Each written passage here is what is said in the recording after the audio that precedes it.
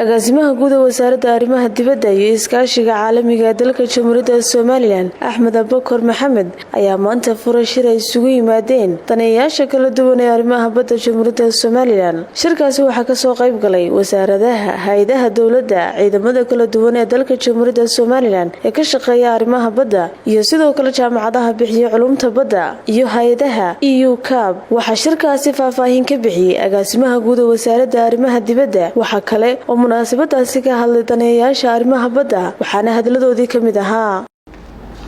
inaga Soomaaliland marka laga hadlayo Jamhuuriyadda Soomaaliland badeena xeebteedu runtii waa xeeb aad u dheer 850 kilomitir baa dhererkeeda lagu cabiraa khayraadka ku jira waa khayraad dihin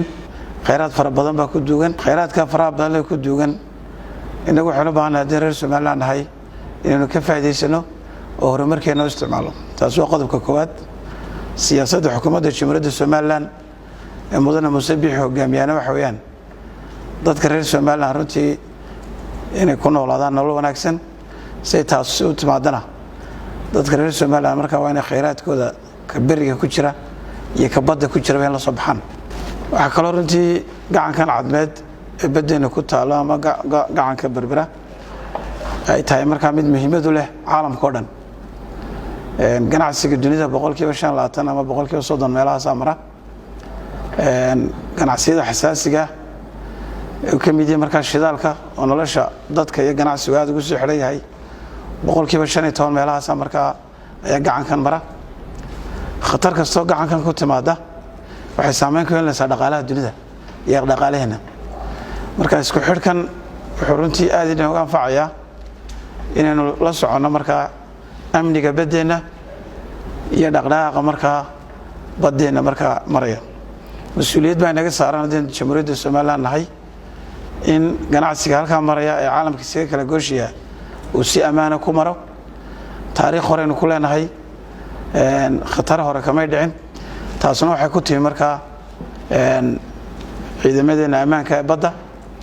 iyo bulshada Jamhuuriyadda Soomaaliland waa bulsho feejigan oo aad iyo aad runtii uga taxadara in xeebeena yimaadaan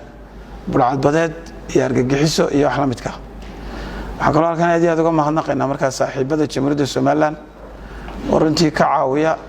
isla markaana kala shaqeeyana badeena marka noqoto amaan iyo ciidamadeena marka in la tababaro badda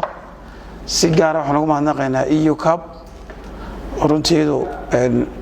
dowladuna ay kula jirto marka heshiis rasmi ah isla markaana iska kaashano in la tababaro korna loo qaado marka ciidamadeena badda sidoo kale marka xogta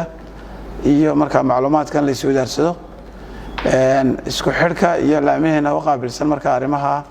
sida xafiiskeena arrimaha amniga badda qaabilsan ee wasaaradda arrimaha dibadda ka tirsan